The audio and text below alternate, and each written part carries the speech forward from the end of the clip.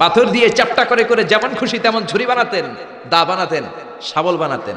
এটা আর কেউ পারতো না, কারণ এটা দাউদ নবীর মুজিজা। চিল্লায় বলেন ঠিক কিনা? দাউদ আলাইহিস সালাম ইন্তেকাল করলেন, পৃথিবীতে নাই নাকি আছে? দাউদ নবী বেঁচে আছে? উনি নাই, উনি চলে গেলেন। উনি চলে যাওয়ার পর কেউ কি উনার পরে আর লোহাকে এরকম গলাতে পেরেছে নাকি, নরম করতে পেরেছে নাকি? তার মানে দাউদ নবী শেষ, সাথে সাথে দাউদ নবীর মুজিজাও শেষ। জোরে কোন ঠিক কিনা? দাউদ নবী চলে গেলেন, দাউদ নবীর মুজিজাও চলে গেল। জোরে বলেন ঠিক কিনা? এরপরে মুসা আলাইহিস সালামের মুজিজা আছে না নাই? আমা তিলকা বিয়ামিনিকা ইয়া মুসা, ও মুসা তোমার ডান হাতে কি? সাইয়েদনা মুসা আলাইহিস সালাম বললেন হিয়া আসায়া, এটা আমার লাঠি। এই লাঠি ছিল মুসা আলাইহিস সালামের মুজিজা। মুসা আলাইহিস সালামের লাঠি মাটিতে গেড়ে দিলে গাছ হয়ে যেত, সাগরে রেখে দিলে ব্রিজ হয়ে যেত, ফেরাউনের সামনে রেখে দিলে বিশাল অজগর সাপ হয়ে যেত। কোন সুবহানাল্লাহ। মুসা আলাইহিস সালাম চলে গেলেন, ইন্তেকাল করলেন, কিন্তু ওনার লাঠিটা পৃথিবীতে ছিল। মুসা নবী মরে গেলেন, কিন্তু ওনার লাঠি ছিল। কিন্তু উনি চলে যাওয়ার পরে ওনার এই লাঠিটা দিয়ে কেউ কোনোদিন সাপ বানাতে পেরেছে নাকি? গাছ বানাতে পেরেছে নাকি? ব্রিজ বানাতে পেরেছে নাকি? তার মানে মুসা নবী শেষ, সাথে সাথে মুসা নবীর মুজিজাটাও শেষ। জোরে কোন ঠিক কিনা? মুসা নবী চলে গেলেন, মুসা নবীর মুজিজাও চলে গেল। ঈসা আলাইহিস সালামের মুজিজা আছে না নাই? ঈসা নবীর মুজিজা, ইট ওয়াজ ভেরি ডেঞ্জারাস মুজিজা ইন দ্য ওয়ার্ল্ড। পৃথিবীর সবচাইতে ভয়ঙ্কর মুজিজা ছিল ঈসা নবীর মুজিজা। আল্লাহ বললেন ওয়া উবরিউল আকমাহা ওয়াল আবরাসা ওয়া উহয়িল মাউতা বিইযনিল্লাহ। ঈসা আলাইহিস সালামের মুজিজা, উনি বলেন আমি আল্লাহর আদেশে জন্মান্ধ, রাতকানা, দিনকানা রোগীর চোখকে ভালো করে দেই। অন্ধ রোগীর চোখে হাত বুলিয়ে দিলে, ঈসা নবী হাত বুলিয়ে দিলে ওই লোকটার চোখ ভালো করে দিত কে? আবার চামড়ায় শ্বেত রোগী, ধবল রোগী, কুষ্ঠ রোগীর গায়ে হাত বুলিয়ে দিলে হাত ভালো করে দিত কে? আবার কবরের সামনে দাঁড়িয়ে, লাশের সামনে দাঁড়িয়ে সাইয়েদনা ঈসা নবী যদি বলতেন ইয়া আব্দুল্লাহ কুম বিইযনিল্লাহ, কবরের লাশ দাঁড়িয়ে যাও, মুহূর্তে লাশ দাঁড়িয়ে যেত। সুবহানাল্লাহ। মরা লাশ জীবিত হয়ে যেত। এটা ওনার মুজিজা। সাইয়েদনা ঈসা নবীর যদি কখনো হরিণের গোশত খাওয়ার ইচ্ছে হতো, কিসের গোশত খাইছেন? খাইছেন? খেয়েছো? হরিণের গোশত খাওয়ার যদি ইচ্ছে কখনো ঈসা নবীর হতো, উনি জঙ্গলের সামনে যে হরিণগুলোর ডাক দিতেন ইয়া দাবি তাআল, এই হরিণ সামনে আয়। লাফিয়ে লাফিয়ে হরিণগুলো সামনে চলে আসতো। উনি দেখে দেখে চুজ করতেন কোন হরিণের গোশত খাবেন, ওই হরিণটারে হাতে নিতেন, ছুরি নিয়ে নিজ হাতে হরিণের গলায় ছুরি বসিয়ে জবাই করতেন। চামড়াটা কেটে কেটে গোশতগুলো আগুন দিয়ে ঝলসে ঝলসে বারবিকিউ করে খেতেন। কিন্তু হরিণের হাড্ডি খেতেন না। কি খেতেন না? গোশত খেতেন, হাড্ডি খেতেন না। হাড্ডিগুলোর স্তূপ করে জমা করে রাখতেন। খাওয়ার পরে হাড্ডির দিকে ইঙ্গিত করে বলতেন কুম বিইযনিল্লাহ, ও হরিণের মরা হাড্ডি, আল্লাহর আদেশে জীবিত হয়ে জঙ্গলে চলে যা। বলতে দেরি হতো, মরা হাড্ডি থেকে জীবিত হরিণ হয়ে জঙ্গলে যেতে দেরি হতো না। এটা ঈসা আলাইহিস সালামের মুজিজা। উনি মৃত জিনিসকে জীবিত করতে পারতেন। উনিও চতুর্থ আকাশে চলে গেলেন। উনি চলে যাওয়ার পরে উনার কোন খ্রিস্টান উম্মাত কোন অন্ধরোগীর চোখের মধ্যে হাত বুলালে চোখ ভালো হবে নাকি? চোখের পাওয়ার যেটা আছে ওইটাও যাইব, ঠিক কিনা? ধবল রোগী, শ্বেত রোগী, কুষ্ঠ রোগীর গায়ের মধ্যে হাত বুলিয়ে দিলে রোগ ভালো হবে নাকি?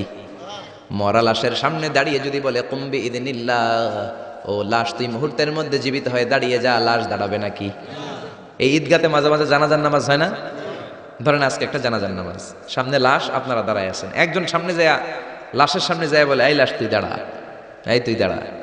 আপনারা কি বলবেন? বলবেন লাশ দাঁড়ানোর আগে তুমি একটা পাবনার টিকিট কেটে আসো। জোরে বলেন ঠিক কিনা?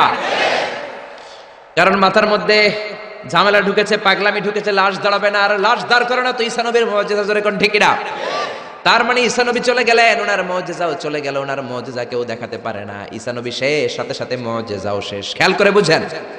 দাউদ নবী চলে গেলেন, দাউদ নবীর মুজিজাও চলে গেল। মুসা নবী চলে গেলেন, মুসা নবীর মুজিজাও চলে গেল। ঈসা আলাইহিস সালাম চলে গেলেন, ঈসা নবীর মুজিজাও চলে গেল। বিশ্বনবী চলে গেলেন, বিশ্বনবীর মুজিজা কোরআন কি চলে গিয়েছে নাকি? বিশ্বনবীর সবচাইতে দামি মুজিজা কোরআন আছে না নাই? বিশ্বনবী ইন্তেকাল করলেন, বিশ্বনবীর উপর নাজিল হওয়া সবচাইতে দামি মুজিজা কোরআন কে ইন্তেকাল করেছে নাকি? কোরআন ইন্তেকাল করে নাই, কোরআন মরে যায় নাই, কোরআন চলে যায় নাই। Up to the day of judgement up to the day of resurrection কোরআন থাকবে, কোরআন হেদায়েতের আলো ছড়িয়ে যাবে। চিল্লায় বলেন ঠিক কিনা? এজন্য জীবনের সব অঙ্গনে এই কোরআন মানতে রাজি আছেন তো? কিছু মানবেন কিছু মানবেন না এমন না তো? তাফসিরুল কোরআনে আসবেন তো? একদল আছে তাফসিরুল কোরআন, এটা ভালো লাগে না। তাফসিরুল কোরআন এই শব্দটাই তাদের ভালো লাগে না। তাফসিরুল কোরআন শুনলেই এদের গায়ে চুলকানি হয়, আছে না নাই? নামাজের রোজার ধারে ধারে না, তাফসির মাহফিল চোখে সয় না। জোরে কোন ঠিক কিনা? নামাজ রোজার ধারে ধারে না, তাফসির মাহফিল চোখে সয় না। শুধু খেলে কভু একবার ওই গুনাতি হাতুর ফাঁকি দিলি শুধু জনগণকে, আল্লাহর দরবারে বরখাস্ত খাস্ত হয়, পাপ করিবার হস্ত হস্ত হয়, তাই যদি হয় ব্যস্ত ব্যস্ত। কি করিলি দুনিয়াতে নিজেকে সঠিক বলে, ফাঁকি দিলি শুধু জনগণকে, আল্লাহর দরবারে বরখাস্ত খাস্ত হয়, পাপ করিবার হস্ত হস্ত হয়, তাই যদি হয় ব্যস্ত ব্যস্ত। চিল্লা বলেন ঠিক না? তাফসির মাহফিল ভাল লাগে না, গায়ে চুলকানি হয়, কিন্তু তাফসির দিয়ে যে এদেশে কত খেদমত হয়েছে, কত কাফির মুসলমান হয়েছে, কত নাস্তিক আস্তিক হয়েছে, তার কোনো ঠিক নাই। জোরে কোন ঠিক কিনা? এদেশের একজন মুফাসসির আছে যার হাতে হাত রেখে হাজার হাজার অমুসলিম ইসলাম ধর্ম গ্রহণ করেছে। জোরে বলেন ঠিক কিনা? জেলখানাতে বন্দী। এখন জেলখানা বানানো হয় চোরবাটপাড়ের জন্য। কার জন্য?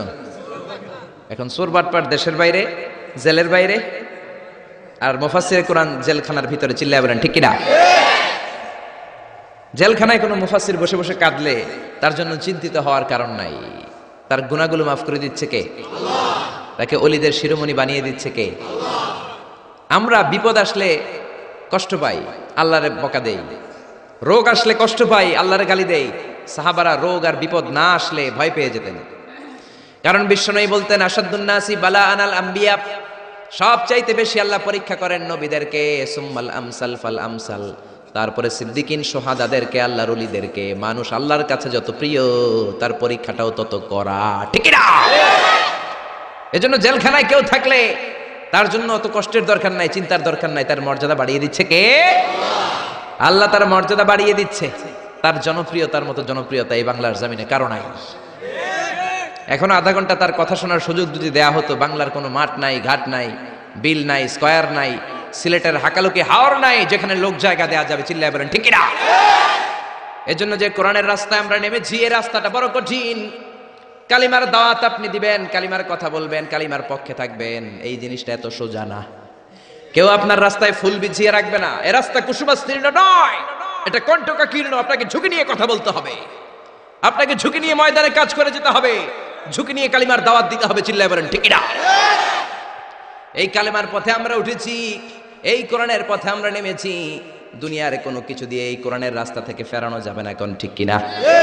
বিশ্বনবীর কাছে অনেক প্রস্তাব ছিল, কাফিরেরা 3 দফা প্রস্তাব দিল। আব্দুল্লাহর বেটা মুহাম্মদ 3 দফা প্রস্তাব। কয় দফা? ও মুহাম্মদ, মদিনার নেতা হতে চাও? 1 দফা, নেতা বানিয়ে দেব।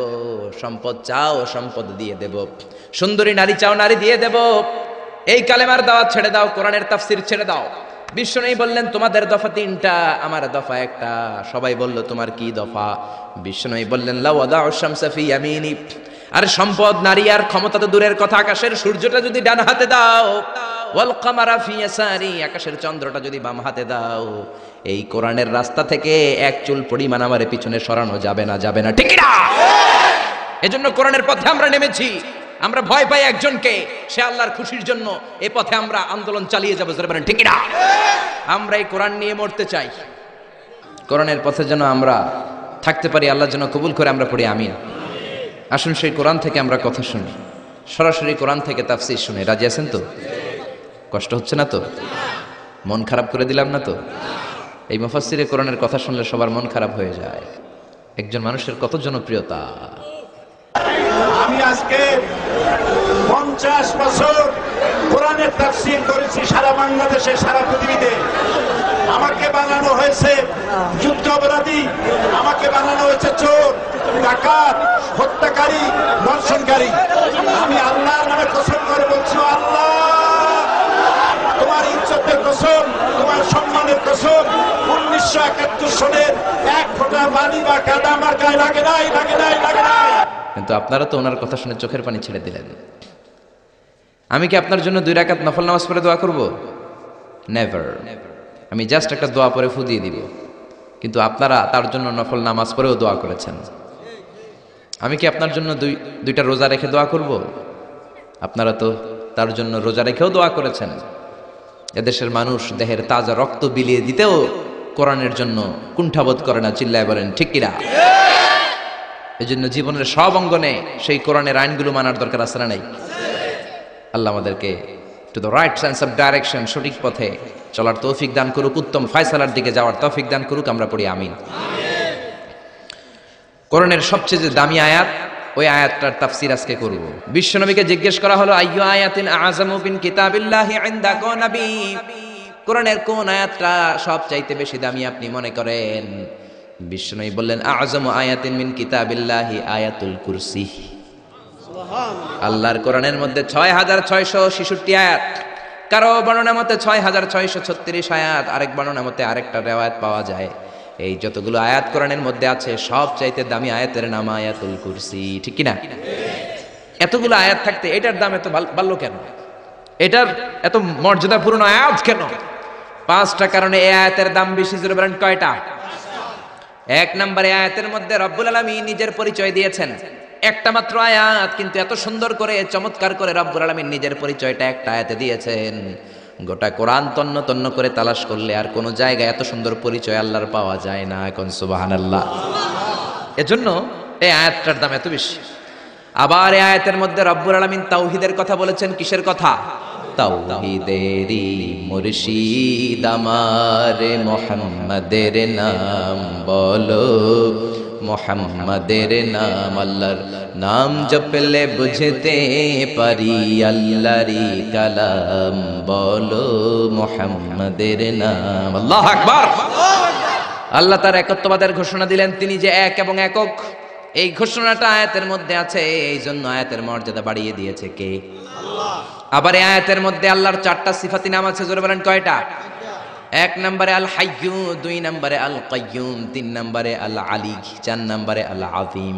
এই 4টা আল্লাহর সিফাতি নাম এই আয়াতের মধ্যে থাকার কারণে আয়াতের মর্যাদা বাড়িয়ে দিয়েছে কে? আল্লাহ। আবার এই একটা আয়াতে রব্বুল আলামিন তিনি যে কত ক্ষমতাবান, তার কুদরত যে কত বড়, তার জ্ঞানের সীমানা যে কত বড়, এগুলোর বর্ণনা দিয়েছেন।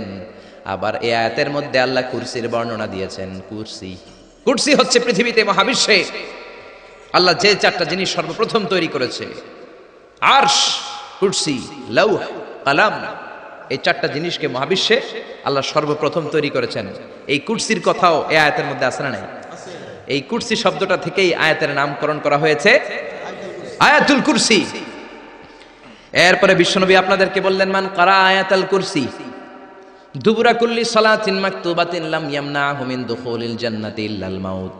কেউ যদি প্রত্যেক ফরজ নামাজের পরে একবার করে আয়াতুল কুরসি পড়ে, সে জান্নাতে ঢোকার ক্ষেত্রে কোনো বাধা নাই, একটাই বাধা, তার মরণ।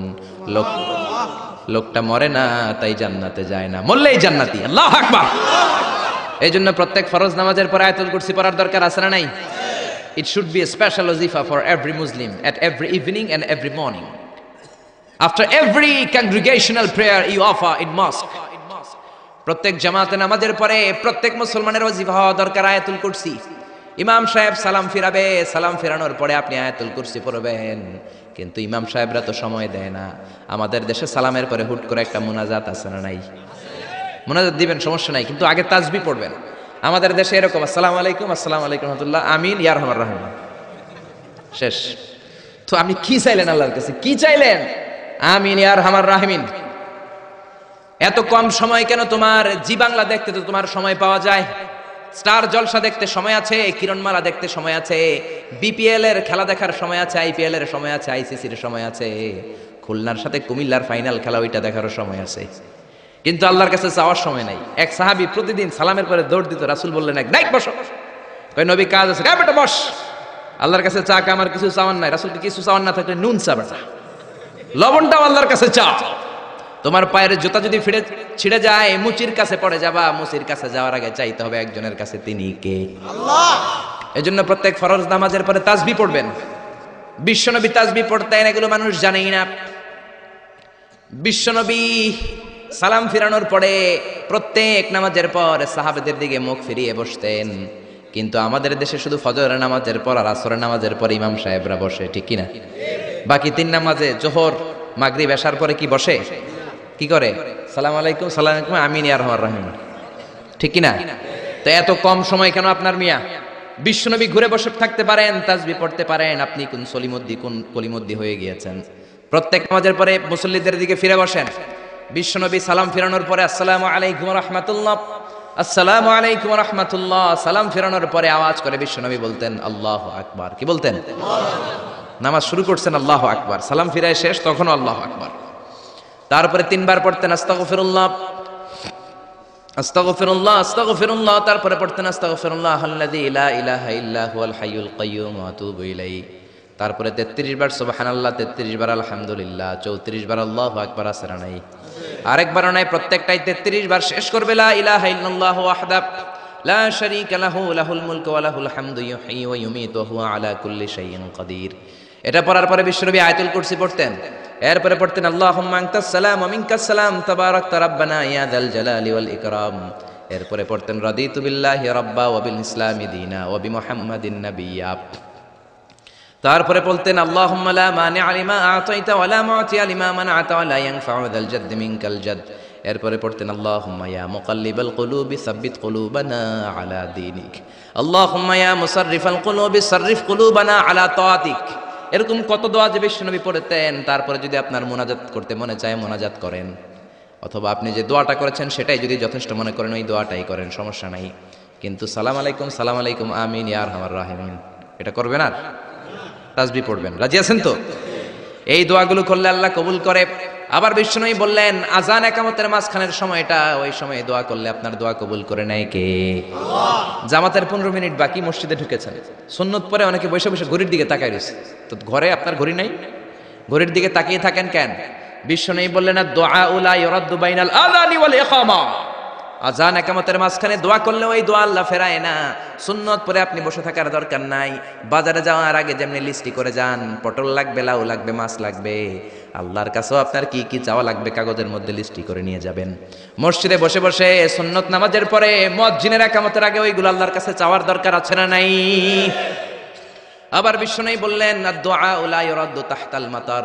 বৃষ্টির নিচে দাঁড়িয়ে যখন তোমরা দোয়া করো ওই দোয়াটা কবুল করে কে? আল্লাহ।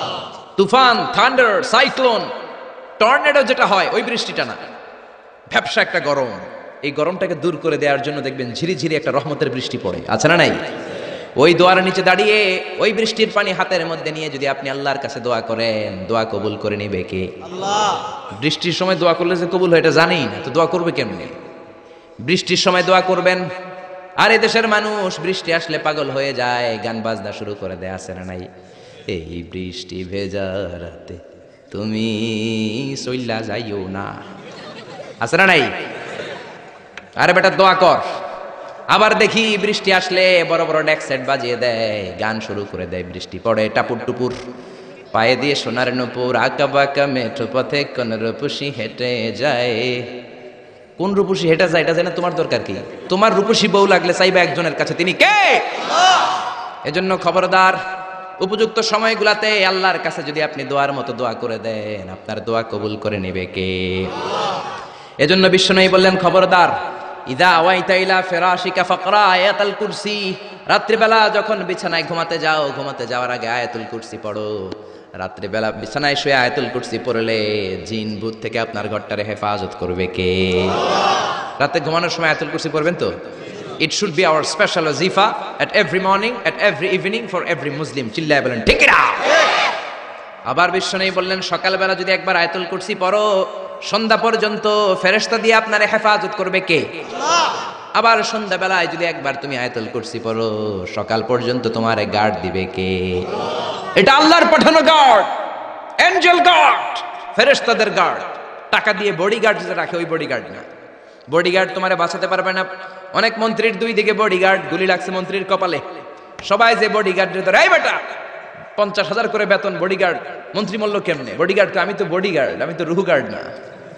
রুহুর মালিক কে? আমি তো বডিগার্ড। বডি তো ঠিকই আছে, বডি লিয়ে যাও। জোরে বলেন ঠিক কিনা? এজন্য খবরদার, এই ওয়াজিফাগুলো মিস করবেন না। সকালবেলা যদি একবার ওয়াজিফা পড়েন আয়াতুল কুরসি, সন্ধ্যা পর্যন্ত আল্লাহ স্পেশাল ফেরেশতার গার্ড দিয়ে দিবে। আবার সন্ধ্যাবেলা যদি একবার আয়াতুল কুরসি পড়েন সকাল পর্যন্ত আপনাকে গার্ড দিবে কে? আবার এই একটা আয়াতের মধ্যে ইসমে আজম আছে, আল ইসমুল্লাহিল আযম। আল্লাহর 99টা নামের মধ্যে থেকে একটা ইসমে আজম, কিন্তু কোনটা কেউ জানে না একজন ছাড়া, তিনি কে? তবে বিশ্বনবী তার চাচাতো ভাই আব্দুল্লাহ ইবনে আব্বাস, যাকে রাইসুল মুফাসসিরিন বলা হয়, তার জন্য দোয়া করেছেন, আল্লাহুম্মা ফাক্কিহু ফিদ্দীন ওয়া আল্লিমহু তা'ওয়িল। আল্লাহ আমার চাচাতো ভাই আব্দুল্লাহ ইবনে আব্বাসকে আপনি দ্বীনের জ্ঞান শিক্ষা দেন, তাকে কোরআনের তা'ওয়িল তাফসীর শিক্ষা দেন। বিশ্বনবীর দোয়ার বরকতে তিনি গোটা মুফাসসিরদের সম্রাট হয়েছেন। কোন সুবহানাল্লাহ। রাইসুল মুফাসসিরিন আব্দুল্লাহ ইবনে আব্বাস তানভীরুল মিকবাস ফি তাফসীর ইবনে আব্বাসের রেফারেন্স উনি বলেন, আমার কোরআনের যতটুকু জ্ঞান বিশ্বনবীর দোয়ায় আমি পেয়েছি, আমার মনে হয় আল্লাহর ইসমে আজমটা কোরআনের কোন আয়াতের মধ্যে নাই, আছে শুধু আয়াতুল কুরসির মধ্যে। যেরকম সুবহানাল্লাহ। তুমি ইউনুস নবীরে যখন খাইলো মাছেতে গিলিয়া, ফেরেশতা পাঠাইয়া দিলে ইসমুল্লাহিল আযম, ফেরেশতা পাঠাইয়া দিলে ইসমে আজম দিয়া, প্রাণে ছিল যাহার ভয় সেটা পাইল যে আশ্রয়, শত্রুদেরই হাত থেকে বাঁচাইলে প্রাণ। আল্লাহু আল্লাহু পড়েন, আল্লাহু আল্লাহু তুমি জাল্লে জালালুহু, শেষ করা তো যায় না গে তোমার গুণগান। আল্লাহু আল্লাহু। এই যে ইসমে আজম, যে ইসমে আজমের বদৌলতে রব্বুল আলামিন ইউনুস নবীকে তিমি মাছের পেট থেকে মুক্তি দিলেন, ওই ইসমে আজম কোরআনের কোন আয়াতে আছে কেউ জানে না। তবে আব্দুল্লাহ ইবনে আব্বাস বলেন, আমার মনে হয় আল্লাহু লা ইলাহা ইল্লা হুয়াল হাইয়ুল কাইয়্যুম, এই আল হাইয়ুল কাইয়্যুম এই শব্দটাই হলো ইসমে আজম। সুবহানাল্লাহ। এজন্য এই শব্দ দিয়ে দোয়া করবেন। বিশ্বনবী এই শব্দ দুইটার ওসিলা দিয়ে দোয়া করতেন। বিশ্বনবী দোয়া করতেন, ইয়া হাইয়্যু ইয়া কাইয়্যুম বিরহমাতিকা আস্তাগীস, ও হাইয়্যু ও কাইয়্যুম আপনার বদৌলতে, আপনার নামের ওসিলায় আপনার কাছে আমরা পানাহ চাই। বিরহমাতিকা আস্তাগীস, আস্তাগীস শব্দটা এসেছে আল গাইস থেকে, আল গাউস। গাউস মানে সাহায্যকারী। গাউসুল আজম কার নাম? নাকি আব্দুল কাদের জিলানীর নাম? খবরদার, গাউসে পাক আব্দুল কাদের জিলানী নয়, গাউসে পাক হলেন আল্লাহ। গাউসুল আজম আব্দুল কাদের জিলানী নয়, গাউসুল আজম হলো আল্লাহ। গাউস মানে সাহায্যকারী, আল আজম মানে মহান। মহান সাহায্যকারী তো একজন, তিনি কে? এজন্য খবরদার, আল্লাহর ওলিরে আল্লাহর ওলি বলে ডাকবেন।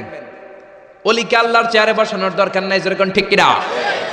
আব্দুল কাদের জিলানী অনেক বড় আল্লাহর ওলি ছিলেন, উনি নিজে কোনোদিন নিজের গাউসে আজম বলেন নাই। আপনি কেমন করে বলেন? আব্দুল কাদের জিলানীকে গাউসে পাক বললে আপনার নামটা মুশরিকদের কাতারে তুলে দিবে কে? এজন্য আয়াতুল কুরসিটা হবে আমাদের স্পেশাল ওয়াজিফা। সবাই সকাল সন্ধ্যা আয়াতুল কুরসি পড়বেন তো? পড়বেন তো? আল্লাহ আয়াতুল কুরসির শব্দটা শুরু করেছেন আল্লাহ শব্দ দিয়ে। কোন শব্দ দিয়ে? আয়াতুল কুরসির প্রথম শব্দটা কি? আল্লাহু লা ইলাহা ইল্লা হুয়াল হাইয়ুল কাইয়্যুম। আল্লাহ, এই শব্দটা দিয়ে আয়াতুল কুরসি শুরু। এই আল্লাহ শব্দটা আল্লাহর আসল নাম। কি নাম? জোরে বলেন, কি নাম? এটাকে বলে ইসমুজ জাত।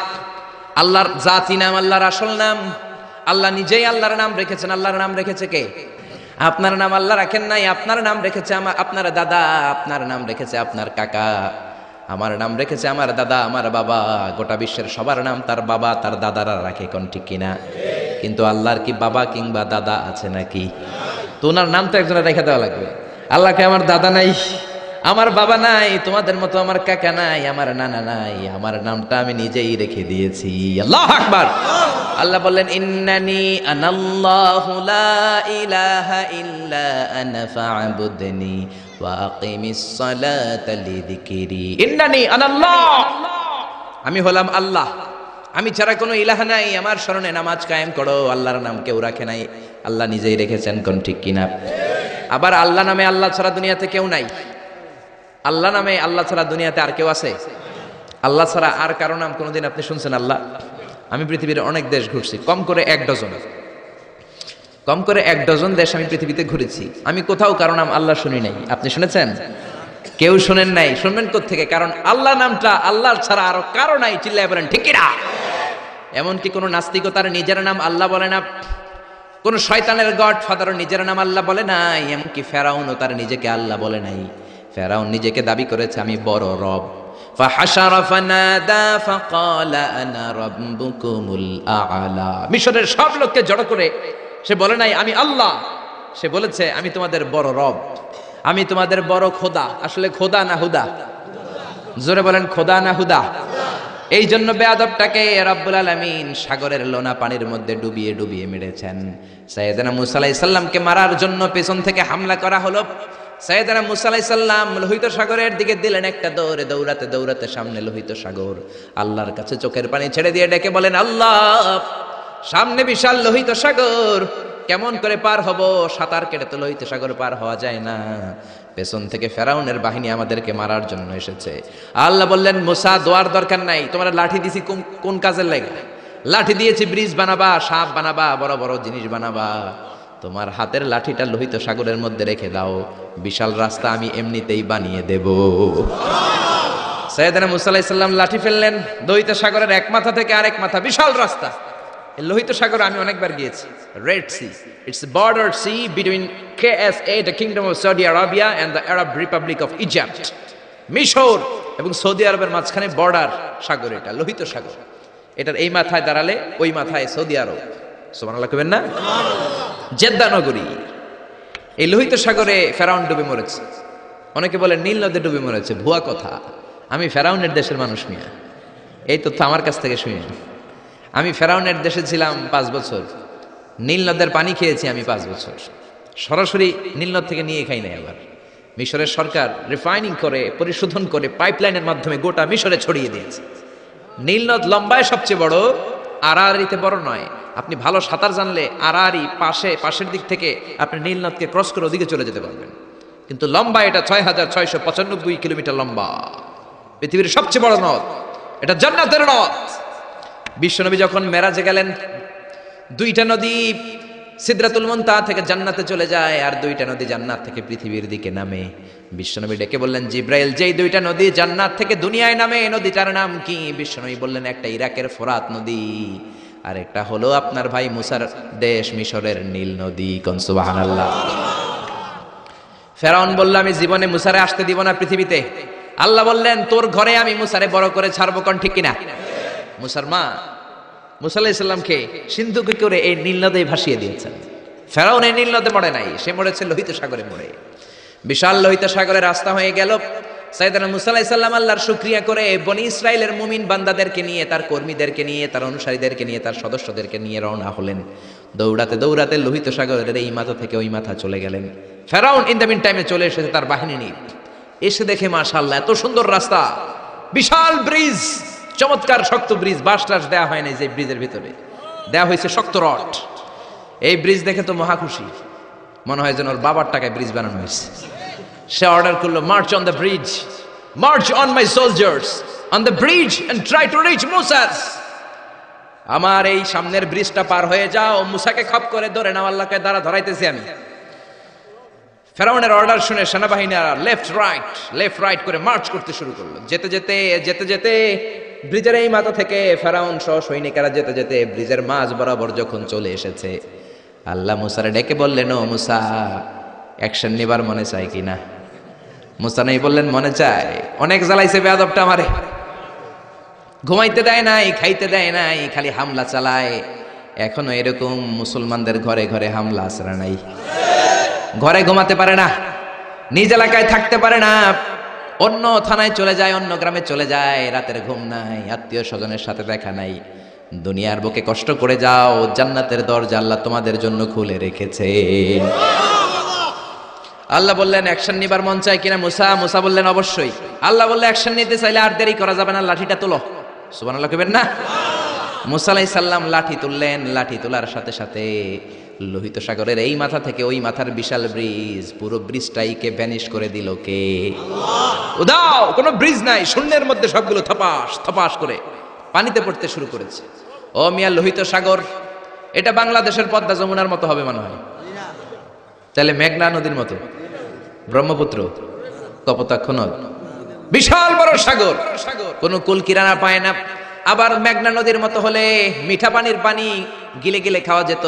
সাগরের পানি কি মিঠা পানি নাকি লোনা পানি? এই সুন্দর ফুল সুন্দর ফল, মিঠা নদীর পানি, আল্লাহ তোমার মেহেরবানি। মিঠা নদীর পানি হলে খেয়ে ফেলতো। কিন্তু লোহিত সাগরের লোনা পানি, লবণ পানি আর খেতে পারে না। এক ঢোক ভিতরে যায়, বমি করে 2 ঢোক ফালায়।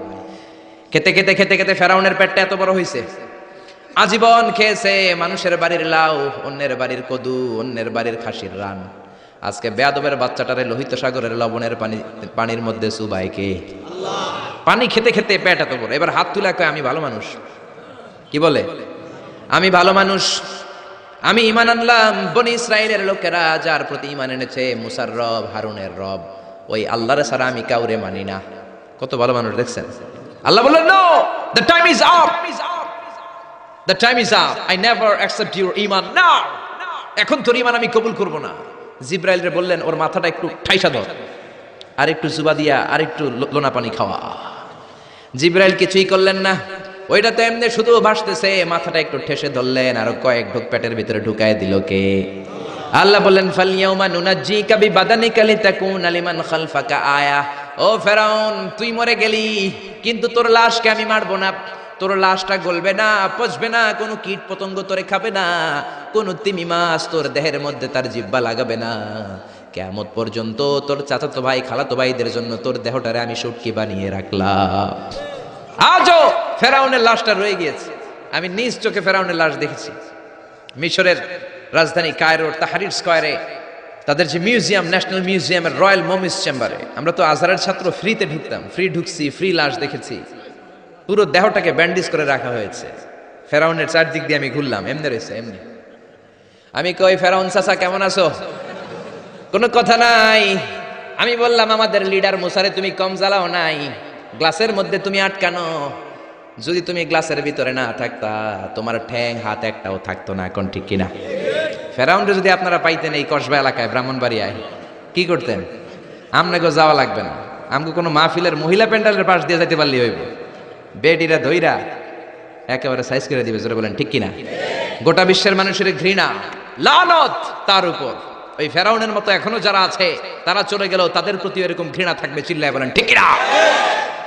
ফেরাউন চলে গিয়েছে, নমরুদ চলে গিয়েছে, কিন্তু ফেরাউনের চেলারা আছে না নাই? নমরুদের চেলারা আছে না নাই? যুগে যুগে ফেরাউন থাকবে, নমরুদ থাকবে, আর তাদের বিরুদ্ধে আপনাদেরকে মুসা আর ইব্রাহিমের ভূমিকা পালন করতে হবে। চিল্লায় বলেন ঠিক কিনা? এই পৃথিবীটা থাকার জায়গা নয়। ফেরাউন তার জলজ্যান্ত প্রমাণ। অনেকক্ষণ আমি তাকিয়ে রইলাম জাহান্নামের এই নরক ইট্টার দিকে। শুটকি মানুষ, একটা মানুষ মরে যাওয়ার পরে মাছ যেমনি আমরা শুটকি বানাই, ফেরাউনকে কিয়ামত পর্যন্ত শুটকির মতো বানিয়ে দিয়েছে কে? পৃথিবীতে কেউ তো স্থায়ী হয় না, হোক না সে ফেরাউন কি নমরুদ। কেউ হবে চিরদিন রয় না, কেউ হবে চিরকাল রয় না। জোরে বলেন ঠিক কিনা? এজন্য আল্লাহ বললেন, গোলাম আমারে চিনে নাও। আমার আসল নামটা দিয়ে আমি আয়াতুল কুরসি শুরু করেছি। আল্লাহু লা ইলাহা ইল্লা হুয়াল হাইয়ুল কাইয়্যুম। আল্লাহ শব্দ দিয়ে শুরু করেছেন আয়াতুল কুরসি। এ আল্লাহ কেমন আল্লাহ? এ আল্লাহ শব্দটা এমন শব্দ, যেই শব্দটারে কোনো পরিবর্তন করা যায় না। ভগবানের ভগবতী হয়, ঈশ্বরের ঈশ্বরী হয়, গডের গডেস হয়। আল্লাহর কোনো পরিবর্তন আছে নাকি? আল্লাহ বললেন, আমার শুধু একটাই নাম না, আরো 99টা নাম আছে না নাই? বিষ্ণু বললেন, ইন্না লিল্লাহি তিসআতাও ওয়া তিসঈনা ইসমা। আল্লাহর রয়েছে 99টা নাম। মান আহসাহা দাখালাল জান্নাহ। যে ব্যক্তি কলিজার মধ্যে 99 নাম মুখস্থ করে রাখবে, জাহান্নামের আগুন তার জন্য হারাম করে দিয়েছে কে? হারাম করে দিয়েছে আল্লাহ। এজন্য আল্লাহর 99 নাম মুখস্থ করবেন। রাজি আছেন তো? আল্লাহ বললেন, আমারে তুমি আল্লাহ বলে ডাকো কিংবা রহমান বলে ডাকো, আই ডোন্ট মাইন্ড, আমি কোনো মাইন্ড করি না। আল্লাহর 100টা নামের যে কোনো একটা নাম ধরে ডাকলেই আল্লাহ খুশি হয়ে যায়। চিল্লায় বলেন ঠিক কিনা? قل ادعوا الله أو ادعوا الرحمن أيما تدعوا فله الأسماء الحسنى। আমার নাম আল্লাহ, আমার নাম রহমান, যেটা দিয়ে ডাকো আমি খুশি। সুবহানাল্লাহ। আবার দেখেন, আল্লাহ নামটা তো সুন্দর নাম। একটা ছুরি দিয়ে আল্লাহ নামের প্রত্যেকটা অক্ষর যদি আপনি কেটে দেন, তারপরে ওই অক্ষরগুলো দিয়ে আল্লাহর পরিচয় কোরআনে আছে না নাই? আল্লাহ শব্দ দিয়ে আল্লাহ কোরআনে পরিচয় দিচ্ছেন। আল্লাহু ওয়ালিয়ুল্লাযীনা আমানু ইউখরিজুহুম মিনাল যুলুমাতি ইলান নূর। আল্লাহ হলেন মুমিনদের বন্ধু, অন্ধকার থেকে মুমিনদেরকে তিনি আলোর দিকে নিয়ে যান। ঠিক কিনা? এবার আল্লাহ শব্দের আলিফ আপনি কেটে দিলেন। আল্লাহ শব্দের আলিফ কেটে দিলে থাকে কি? কোরআনের পাতায় পাতায় লিল্লাহ দিয়ে আল্লাহর পরিচয় দিয়েছেন, জোরে বলেন ঠিক কিনা? লিল্লাহি মা ফিস সামাওয়াতি ওয়া মা ফিল আরদি ওয়া হুয়া আলা কুল্লি শাইইন কাদির। এবার লিল্লাহ শব্দের লামটা যদি আপনি ছুরি দিয়ে কেটে দেন থাকে লাহু। লাহু দিয়ে কোরআনে আল্লাহর পরিচয় আছে না নাই? লাহুল মুলকু ওয়া লাহুল হামদু ওয়া হুয়া আলা কুল্লি শাইইন কাদির। এবার লাহুর লাম যদি কেটে দেন থাকবে হু। হু দিয়ে মনে আল্লাহর পরিচয় নাই, আছে না নাই? পড়েন সবাই, হুয়াল্লাহুল্লাযী লা ইলাহা ইল্লা হু আলিমুল গায়বি ওয়াশ শাহাদাতি হুয়ার রহমানুর রহিম। চিল্লায় পড়েন আল্লাহু আকবার। আমার আল্লাহ আমাদের সবচাইতে কাছের, জোরে বলেন ঠিক কিনা? আল্লাহ বললেন ওয়া নাহানু আকরাবু ইলাইহি মিন হাবালিল ওয়ারিদ।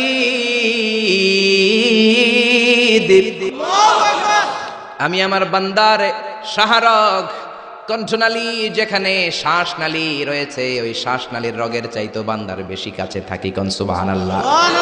আমরা বললাম আল্লাহ আপনি যদি কাছে থাকেন আপনারা দেখি না কেন? এই শাহরগের কাছে আল্লাহ, আকরাব অনেক কাছে, তো কাছে থাকলে দেখি না কেন? আল্লাহ বললেন গোলাম আমারে দেখা যায় না, আমি সবাইরে দেখি কিন্তু আমারে কেউ দেখে না। কোন সুবহানাল্লাহ। কি এক আজীব বিষয়, তিনি সবাইরে দেখেন, সবাই তারে দেখে না। সুবহানাল্লাহ কইবেন না? লা তুদরিকুহুল আবসার ওয়া হুয়া ইউদরিকুল আবসার ওয়া হুয়াল লাতীফুল খাবীর। লা তুদরিকুহুল আবসার, গোটা বিশ্বের কোন চোখ আল্লাহরে দেখে না, কিন্তু আল্লাহর চোখ সবাইরে দেখে। চিল্লায় বলেন ঠিক কিনা? মুসা আলাইহিস সালাম আল্লাহরে ডেকে বললেন আল্লাহ রব্বি আরিনি আনজুর ইলাইক। কেউ আপনারে দেখুক না দেখুক এটা আমার বিষয় না, আমি দেখা ছাড়ুম। রব্বি আরিনি আনজুর ইলাইক, ও রব আমি আপনারে দেখতে চাই। আল্লাহ বললেন না না মুসা দেখতে পাবা না। লান তারানি never you can see me মুসা। ও মুসা দুনিয়ার চোখ দিয়ে আমারে দেখা যায় না। জান্নাতে আসবা, আমার মেহমান হবা।